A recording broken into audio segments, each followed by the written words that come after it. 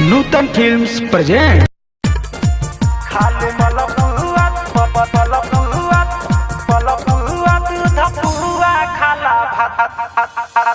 DJ Rupesh भेला, DJ Rupesh भेला, DJ Rupesh भेला,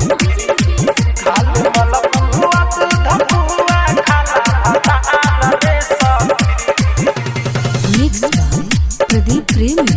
का बताई ससुरा के समाचार रे सखी, का बताई ससुरा के समाचार रे सखी।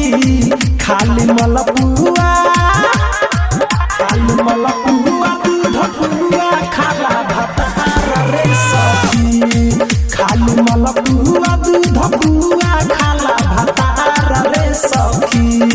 का बताई ससुरा के समाचार रे सखी। खाली मलपुआ दूध पुआ खाला भतार रे सखी। खाली मलपुआ दूध पुआ खाला भतार रे सखी।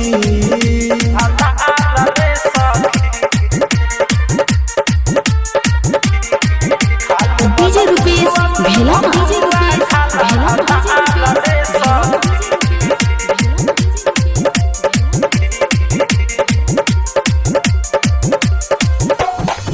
ओकर यादत सखी गइल बा बिगड़ रे। तीन टाइम में मांगे हमसे उ त पेट भर रे। हाँ हाँ ओकर यादत सखी गइल बा बिगड़ रे। तीन टाइम में मांगे हमसे उ त पेट भर रे। तेही बोलना काफी करी बानी लाचार रे सखी। तेही बोलना काफी करी बानी लाचार रे सखी।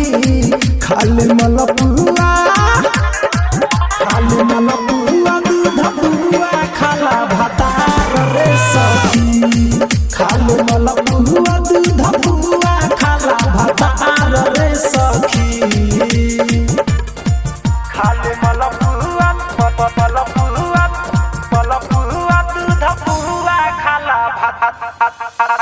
डीजे रुपेश भेला, डीजे रुपेश भेला, डीजे रुपेश भेला, डीजे रुपेश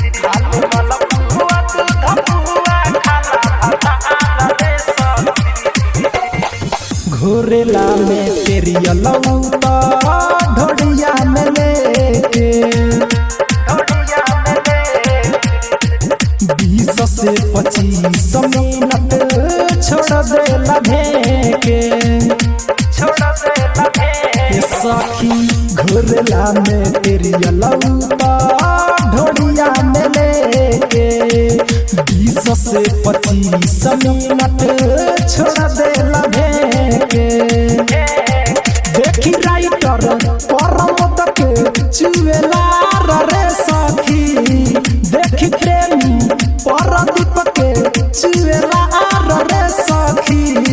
खाली मलपुआ, खाली मलपुआ दूध पुआ खाला भतार रे सखी। खाली मलपुआ दूध पुआ खाला भतार रे सखी। Star studio Motihari.